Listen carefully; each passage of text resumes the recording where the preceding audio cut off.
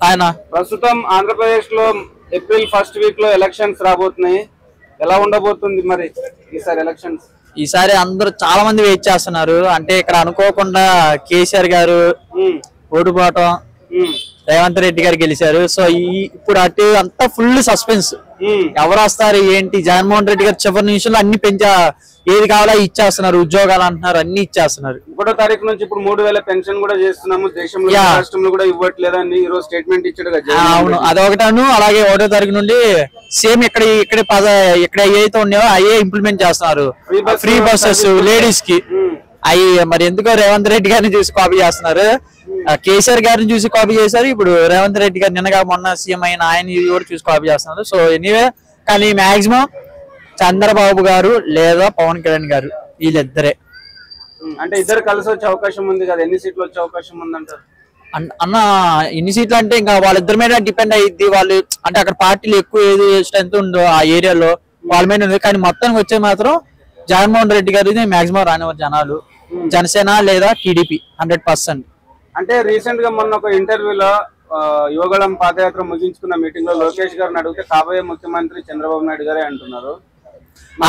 అంటే ఒక మేబీ అక్కడ ఎంపీగా పవన్ కళ్యాణ్ గారు ఉండొచ్చేమో కొంతమంది అంటున్నారు. అది ఎంతవరకు వాస్తవం ఏంటనేది సీట్లు ఇచ్చేసి మిగతా అంతా టీడీపీనే పోటీ చేస్తుంది అంటున్నారు. మరి పవన్ కళ్యాణ్ గారిని సీఎం ఎలా చూస్తారు? ఆయన ఒకటే అన్నారు, నేను ఎవరితో పొత్తు పెట్టుకున్న ఇవన్నీ మీకు అనవసరం. మీరు నన్ను గెలిపిస్తే నేను మీకు న్యాయం చేశానా లేదా అది ఒక్కటే మీరు అడగండి అని అన్నారు. సో 100% పవన్ కళ్యాణ్ గారు ఇచ్చిన మాట తప్పకుండా ఉంటారు. కానీ చూద్దాం ఎంతవరకు అని అన్న. అందరికి అవకాశం ఇచ్చాం, జగన్మోహన్ రెడ్డి గారికి కూడా అవకాశం ఇచ్చాం. సో పవన్ కళ్యాణ్ గారికి అవకాశం ఇవ్వడం తప్పే ఉంది. అవకాశం అంటే ఆయన సీఎం కాదుగా బ్రో. అవును, ఆయన అదే అన్నారు కదా, నేను ఎవరితో ఉన్నానని కాదు, మీరు నన్ను ఓట్లేసి గెలిపియండి, అది నేను ఎంతవరకు మీకు చేయకపోతే అడగండి. అంటే ఆయన సీఎం అవ్వాలని నేను చెప్పలేక అంతే 100%. అందులో అయితే నో డౌట్స్. కాకపోతే జగన్మోహన్ రెడ్డి గారికి మరి చివరి నిమిషాలు ఇలా చేస్తున్నారు. మరి ఆయన ఏమైనా మళ్ళా కొంతమంది అంటున్నారు మళ్ళా జగన్మోహన్ రెడ్డి గారు వస్తారని.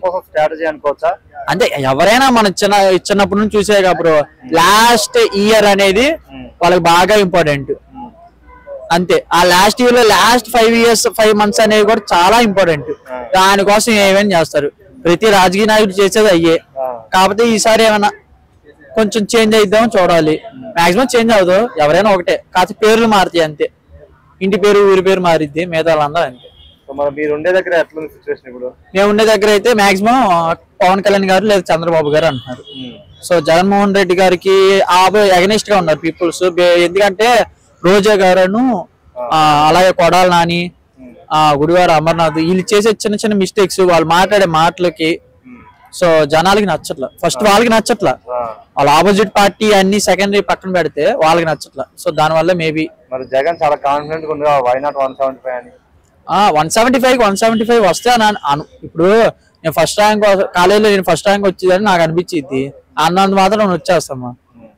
సో మనం రాసే వర్క్, మనం ఎంత ఫోకస్ గా వర్క్ రాస్తామో ఎగ్జామ్స్ పైన అంత కూర్చుని వాళ్ళ ఆపోజిట్ మనకి టీచర్స్ ఇచ్చే రిజల్ట్ బట్టి ఉండేది. సో వీళ్ళు ఎంత చేశారు అనేది వీళ్ళకి తెలుసు, ఎంత నొక్కేశారు అనేది వాళ్ళకి తెలుసు. మధ్యలో జనాలు పిచ్చోళ్ళు నిజం చెప్పాలంటే. అంటే ఇప్పుడు వైసీపీకి ఎన్ని సీట్లు వస్తాయి, టీడీపీ జనసేనకి ఎన్ని సీట్లు వస్తాయి? వైసీపీకి నిజం చెప్తున్నాగా, తిప్పి కొడితే ఒక 20 రావండి నాకు తెలిసి. 20-40 లోపే, మిగతా అన్ని జనసేన టీడీపీ. ఇది 100% నేను అనుకోవటం అయితే. అంటే నాకైతే ఏం జరగలేదు వాళ్ళ వైపు నుండి. సో పార్టీ తరఫు నుంచి కానీ ప్రభుత్వం నుంచి కానీ నాకైతే రూపాయి కూడా ఓటు వేసాను, రూపాయి కూడా ఉపయోగం లేదు వాళ్ళ వల్ల. జెన్యున్ చెప్తున్నా, కెమెరాస్ ముందు చెప్తున్నా, నాకు రూపాయి కూడా వాళ్ళ వల్ల ప్రాఫిట్ ఏమీ రాలే. అక్కడ నుండి ఇక్కడికి వచ్చి బతుకుతున్నా.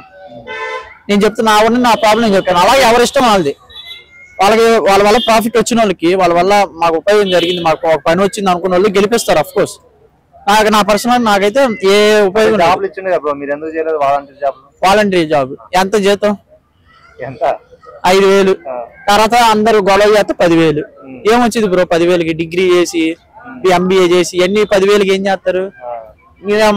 అడిగితే చెప్తే చదువు రాని వాళ్ళు బెస్ట్, చదువు రాని వాళ్ళు బెస్ట్. వాళ్ళు 25,000 30,000 సంపాదిస్తున్నారు. సో నాకైతే ప్రభుత్వం తరపు నుంచి నాకేమి న్యాయం జరగల. సో నేనైతే ఈసారి ఓటేను. పోయినసారి కూడా ఎందుకు ఓటేసానంటే రాజశేఖర రెడ్డి గారిని చూసి.